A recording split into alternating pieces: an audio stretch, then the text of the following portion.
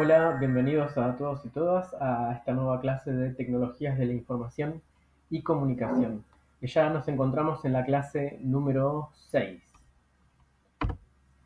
Luego, continuando con nuestra ruta de la clase, vamos a tener, como verán en el principio, nuestra propuesta de inicio, que es lo que se encontraron antes de ver este video. Allí tienen, si no lo han hecho, vayan a participar del juego de preguntas, que es un juego estilo ¿Quién quiere ser millonario? O Preguntados. Luego, durante el transcurso de este video de la clase, eh, se les va a pedir que por favor anoten los conceptos más importantes que ustedes vean durante este video, que los vayan anotando en sus carpetas. Luego nos vamos a encontrar con una propuesta de actividades. Es una especie de trabajo práctico con una actividad y esto lo van a tener que entregar en un espacio de tareas.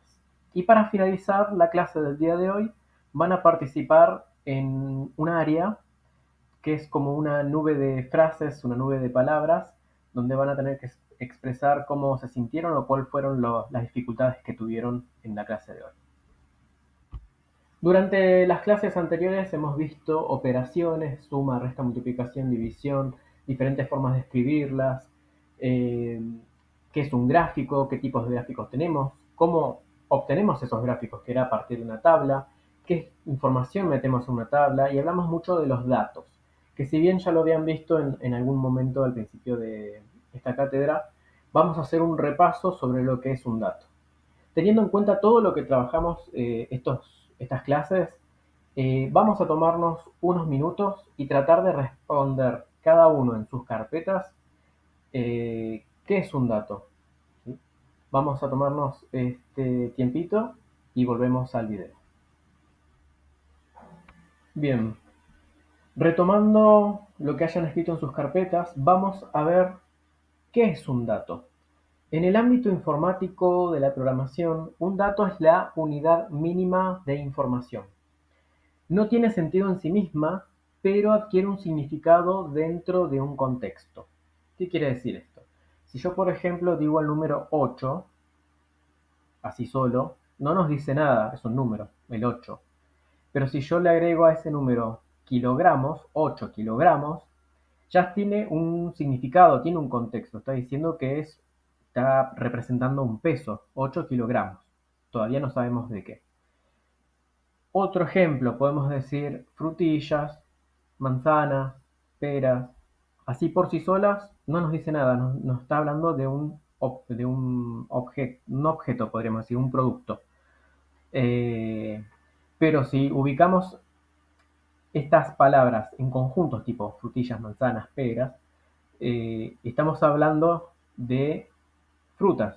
Entonces, estos datos adquieren una significancia dentro de este conjunto de datos.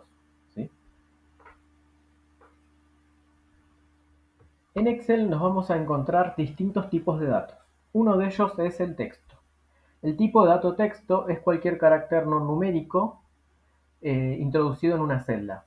Puede introducirse letras, caracteres e incluso símbolos especiales. También es posible introducir números que vayan acompañados de otros caracteres. De esta manera, Excel lo va a considerar como de tipo texto. ¿Qué quiere decir esto? Si nosotros podemos escribir, por ejemplo, Buenos Aires, y eso va a ser nuestro tipo de dato, o sea, nuestra celda va a ser un tipo de dato de texto que contiene la información que dice Buenos Aires, el texto Buenos Aires. Si nosotros escribimos producto 1, estamos mezclando palabras con números, lo va a considerar todo como un texto. Si nosotros escribimos 345 y nosotros configuramos que las celdas puedan ingresar datos de tipo texto, Excel va a interpretar específicamente que eso es un texto, no un número. Entonces, si nosotros en algún momento llegamos a utilizar esa celda que tiene un número, que está configurada como un texto, para hacer alguna operación, no lo va a poder hacer, porque estaría sumando, por ejemplo, si sumamos esa celda que tiene 85 escrito, el número 85 escrito, pero en un tipo de dato texto, y lo queremos sumar a otra celda que tiene el número 2, nos va a tirar un error porque estamos sumando una celda con un tipo de dato texto y otra celda que seguramente va a tener un tipo de dato numérico. Es como sumar, por ejemplo, manzana más 8. No lo podemos hacer. También dentro de los tipos de dato texto podemos incorporar los símbolos, por ejemplo, entregado con los signos de pregunta. Esa columna nos puede representar un sí o un no más abajo. Seguimos con los tipos de datos, tenemos el tipo de dato numérico. Los tipos de datos numéricos en Excel corresponden a números enteros o reales. O sea, vamos de los números positivos y los números negativos. Pueden ser -10, -20, 100, 1000, 10.000, 1.000.000, -5,3, -38,7, todos los números.